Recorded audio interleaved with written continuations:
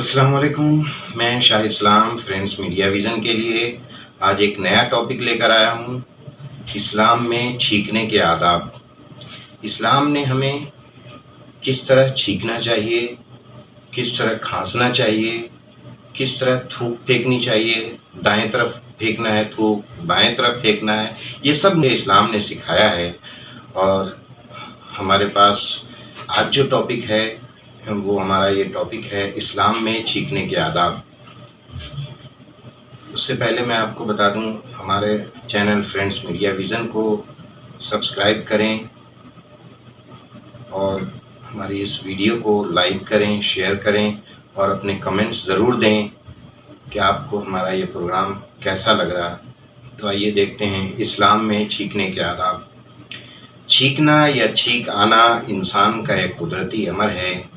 जब छींक आती है तो कुछ जरासीम इंसान के जिस्म से बाहर निकलती है जो आसपास के दूसरे इंसान के लिए मुज़िर साबित हो सकती है।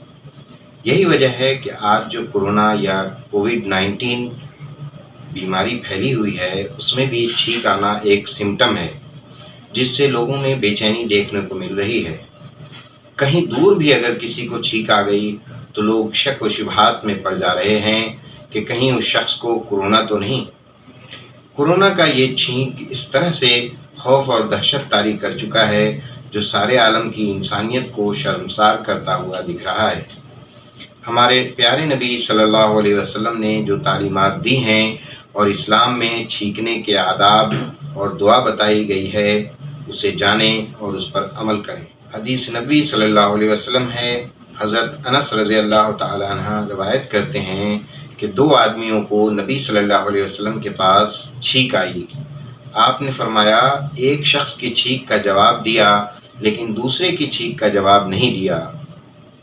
एक शख्स ने पूछा, या रसूलल्लाह सल्लल्लाहु अलैहि वसल्लम, आपने उसकी छींक का जवाब दिया लेकिन मेरी छींक का जवाब नहीं दिया। आप सल्लल्लाहु अलैहि वसल्लम ने फरमाया, उसने अल्हम्दुलिल्लाह कहा लेकिन तुमने नहीं कहा।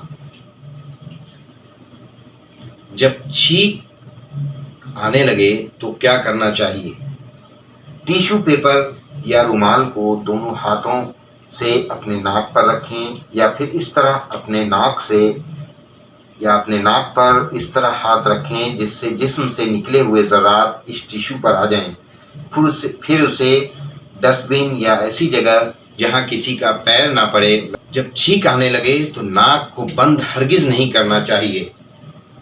ऐसा करने से जिस्म के अंदर से जो ज़रात निकल रहे होते हैं वो सर के ऊपरी हिस्सा या जिस्म के अंदर ही रह जाएगा जो नुकसानदेह साबित हो सकता है।